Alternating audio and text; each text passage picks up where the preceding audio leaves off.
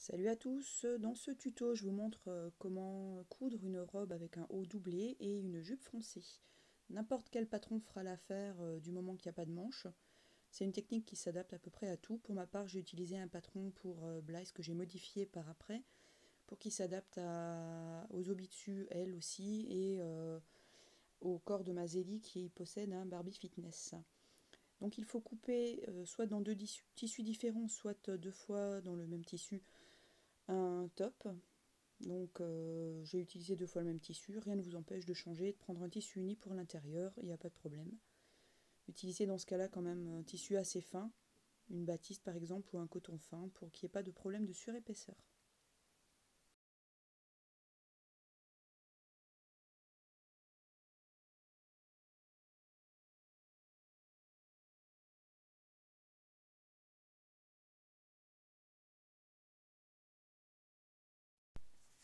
Une fois que vous avez coupé les pièces de votre patron, on va passer à l'assemblage. Donc je pose toujours mes pièces sur mon support de la façon dont je dois les coudre. Petit repère parce qu'il m'arrive de coudre n'importe comment et je peux recommencer. Et j'aime pas le découp vite. Donc voilà, vous prenez, on va commencer par un des côtés, par le devant par exemple. Vous prenez les différentes pièces, vous les assemblez d'abord épaule contre épaule et le tissu c'est endroit contre endroit obligatoirement. Voilà, soit vous tracez un petit repère, vous cousez à main levée, moi je le couds à la machine, voilà c'est fait. Vous enlevez les petits fils et puis vous refaites la même opération sur la doublure.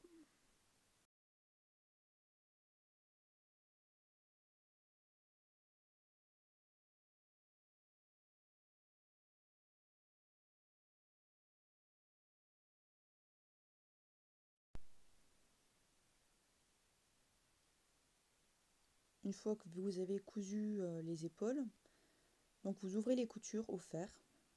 J'ai un petit fer à repasser, c'est un applicateur pour strass. Il y avait un embout fer à repasser avec, c'est nickel pour les dolls. J'ai payé ça à 20 balles sur une boutique de loisirs créatifs et je ne m'en passe plus. Ouvrez bien les coutures, ça évitera les surépaisseurs disgracieuses et les soucis pour retourner l'ouvrage par après. Voilà. Ensuite, c'est vous posez votre ouvrage, les deux morceaux endroit contre endroit.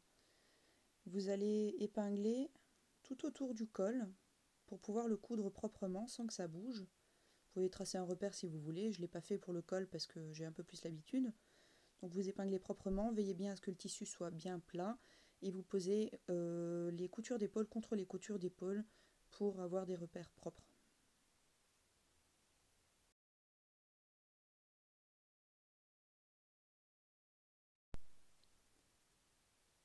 C'est épinglé, presque, voilà. Donc la couture part du bord intérieur, fait le tour du col et finit par l'autre bord. Vous vérifiez après, de chaque côté, que vous n'avez pas loupé un bout de tissu, que vous n'avez pas eu un pli qui a fait une bêtise de couture. Et puis vous allez réépingler, mais au niveau des emmanchures. Donc voilà, tout autour. Faites attention quand vous épinglez que le tissu soit bien posé, bord contre bord. Et cette fois-ci, j'ai tracé un petit repère, je ne sais pas pourquoi, j'ai plus de mal avec les emmanchures qu'avec le col. Donc un petit repère, j'ai utilisé un crayon aquarellable, ça laisse pas de traces après lavage, et j'appuie pas du tout, et c'est vraiment juste le petit repère pour coudre droit, ou courbé en l'occurrence. Deux points importants, la couture doit vraiment commencer au bord du tissu, sinon après, quand vous allez retourner, vous allez avoir du mal. Et deuxième petit point important, laissez aux épaules assez de place pour pouvoir retourner l'ouvrage. C'est-à-dire que si vous ne laissez pas assez de place, si vous faites des épaules trop fines, vous ne pourrez pas retourner parce qu'il faut passer tout un côté de l'ouvrage de l'autre côté. Ça ne va pas être possible si c'est trop étroit. Donc pas d'épaules fines, pas de petites bretelles, pour ça il y a d'autres techniques et il y a d'autres patrons de couture. Une fois que vous avez tout cousu, il faut cranter les bords et enlever les petits coins au niveau du coin, histoire que ça fasse pas de surépaisseur quand vous allez retourner le tout. Donc là aussi, faites super gaffe, on a vite fait de couper un petit peu trop vite et d'enlever, de couper dans la couture. C'est voilà, faites doucement, crantez bien les bords, ça se verra après, la qualité du travail final s'en ressentira. C'est bien sûr à faire dans les coutures courbées, c'est pas la peine de le faire le long du bord.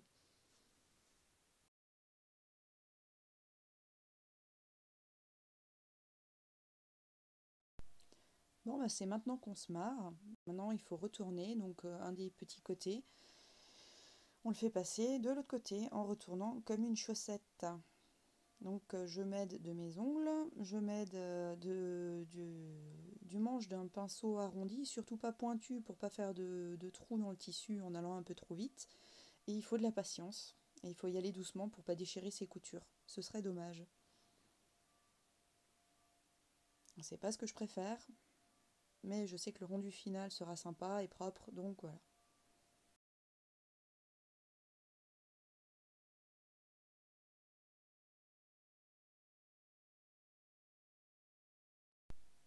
Ça y est presque, donc on a tout fait passer de l'autre côté. Après, avec l'embout de mon tissu ou la pointe des ciseaux, mais en faisant très attention, je sors bien le coin. Et puis je repasse de suite pour aplatir les coutures.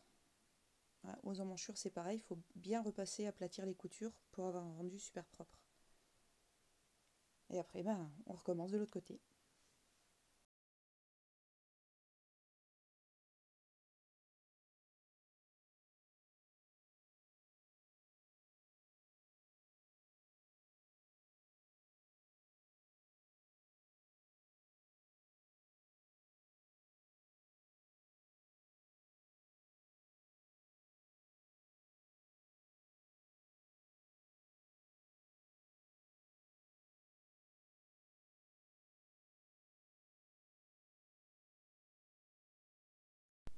Quand on a bien retourné le tout et bien repassé ses coutures, on va pouvoir assembler les bords. Donc c'est le dessous du bras en fait. Donc vous prenez, voilà, comme sur l'image, vous collez les coutures l'une contre l'autre et vous épinglez comme ça. Ça a l'air un peu barbare, mais en fait ça marche. Faites attention quand vous ferez votre couture par contre, parce que la bretelle risque de gêner si vous faites ça à la machine, donc faites doucement. Et c'est pour ça qu'il fallait coudre bien l'emmanchure jusqu'au bord du tissu. Si vous ne l'avez pas fait, ben, vous risquez d'avoir un écart au niveau de la couture et d'avoir des trous quand vous retournez le tout. C'est pas très joli. Donc ça vaut le coup de prendre son temps et de faire ça bien.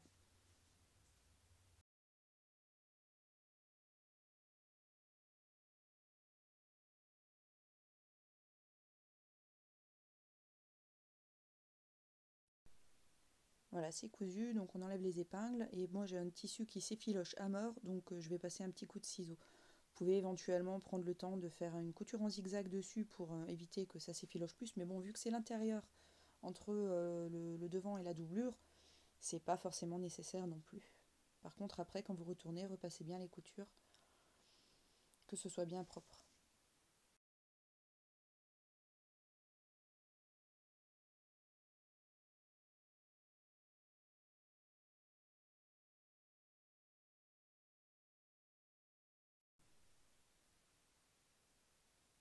Et hop, on retourne. Et tadam!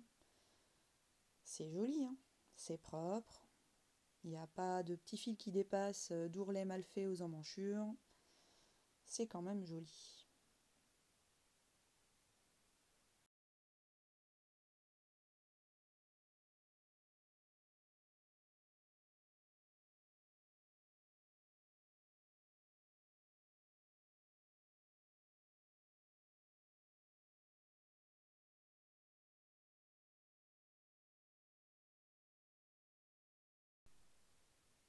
Petit essayage, donc ça marche sur les corps stock, Pulip. C'est un patron de Blaise, donc ça marche toujours sur Blaise. Ça marche aussi, ben, finalement, bonne surprise sur l'obitude taille L de la Philippe de ma fille, et ça marche aussi sur le corps Barbie Fitness de Mazeli. Donc je suis très contente, il va servir à tout ce truc. On va passer à la jupette, donc méthode de feignasse, ne le faites pas, ou faites-le, je m'en fiche à la limite. Je replie mon tissu plusieurs fois et je coupe en gros, voilà. Et du coup, j'ai un rectangle à peu près droit. Sinon, vous prenez la règle, le mètre, machin, tout ça, et vous mesurez proprement. C'est chouette aussi. J'ai fait au plus vite. Un petit coup de repassage, c'est pas du luxe. Bon, petit, hein. Donc j'ai envie de froncer ma robe. Donc pour commencer, on va mettre la déco. Si vous voulez mettre plein de dentelles tout le long de la jupe, c'est le moment de le faire parce qu'après, une fois que c'est froncé, ben, ça va pas être facile. Donc j'applique ma dentelle endroit contre endroit et je la couds. Et ensuite, en fait, je retourne, je repasse. Je me suis plantée de côté. Voilà, c'est mieux comme ça. Je repasse tout le long et je refais une petite couture tout au bord pour que ça reste en place.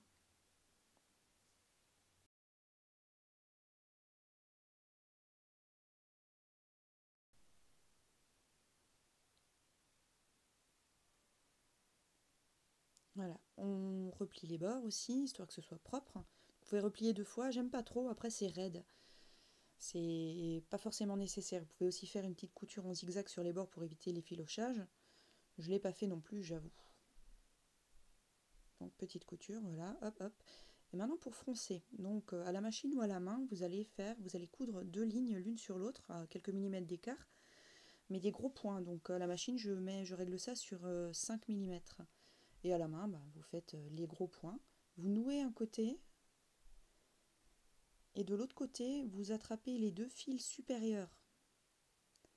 Voilà, vous les bloquez dans la main, vous lâchez les autres et vous repliez le tissu comme ça. Et comme ça, vous pouvez faire vos fronces, vous pouvez régler vos fronces joliment, régulièrement.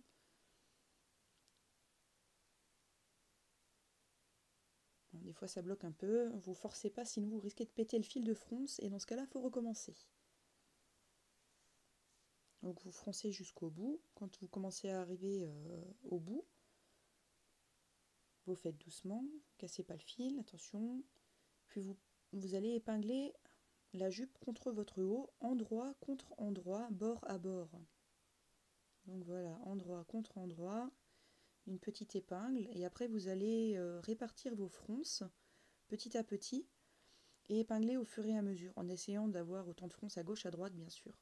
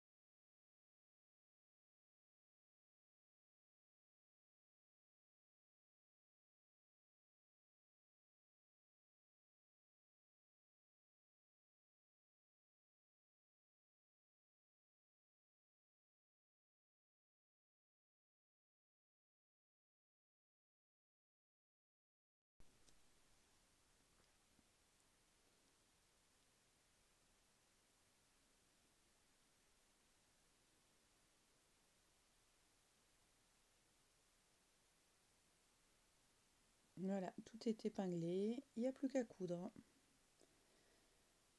Donc je fais une couture simple, mais par contre ensuite je coupe tous ces fils qui dépassent, parce que le tissu s'effiloche, et je refais une couture en zigzag par-dessus, histoire de rendre tout ça le plus propre possible.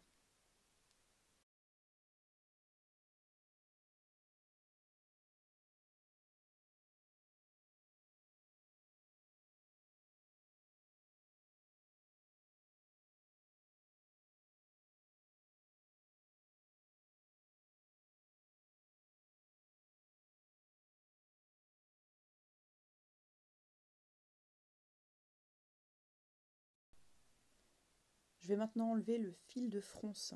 Bon, en théorie, on est censé faire son fil de fronce dans une couleur différente pour ne pas risquer de couper un fil important.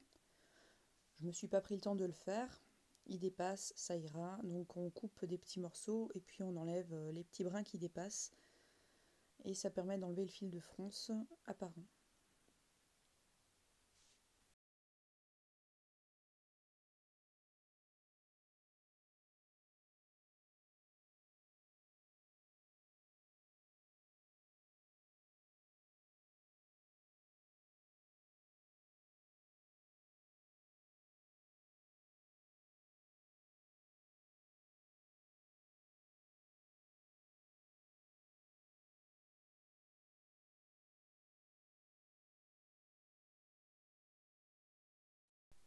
il ne reste plus qu'à coudre des fermetures. Donc entre velcro et bouton pression, j'ai choisi velcro. Ça permettra d'adapter la robe sur différents corps, différentes épaisseurs de poitrine. Donc j'achète mon velcro en grosse plaque et il n'y a plus qu'à recouper à la dimension souhaitée.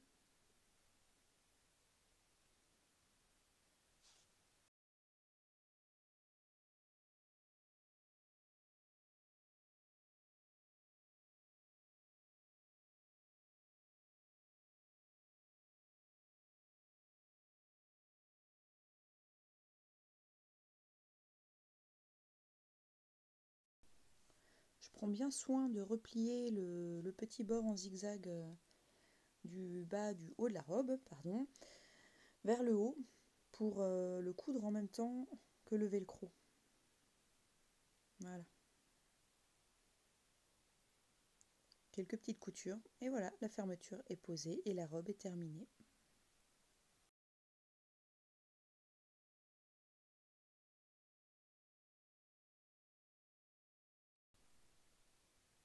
En finition, vous enlevez les derniers petits morceaux de fil qui dépassent. Vérifiez que vous avez bien fini vos coutures, qu'il n'y a pas de défaut. Et vous avez une jolie robe. On pourrait aussi coudre ensemble l'arrière de la robe. J'aime moins. De cette façon, en la laissant ouverte, ça permet vraiment de l'adapter à toutes les morphologies. Un petit coup de fer. Et c'est prêt. On peut passer à l'essayage.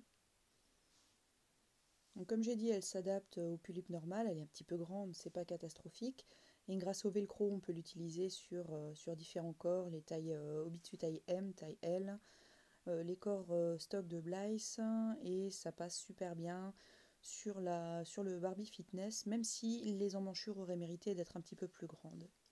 Je vous propose maintenant un petit giveaway. Si vous voulez gagner cette robe que je viens de coudre, abonnez-vous à ma chaîne si ce n'est pas déjà fait, likez ma vidéo et s'il vous plaît partagez le lien de la vidéo sur Facebook ou Instagram en mode public bien sûr pour que je puisse le voir si on n'est pas amis. Et puis vous reviendrez ici mettre en commentaire le lien vers votre publication ou vos publications. Plus vous partagez, plus vous aurez de chances d'être tiré au sort. Et le résultat, ce sera annoncé mercredi prochain. A bientôt et merci d'avoir suivi ce petit tuto. J'espère que ça vous a plu.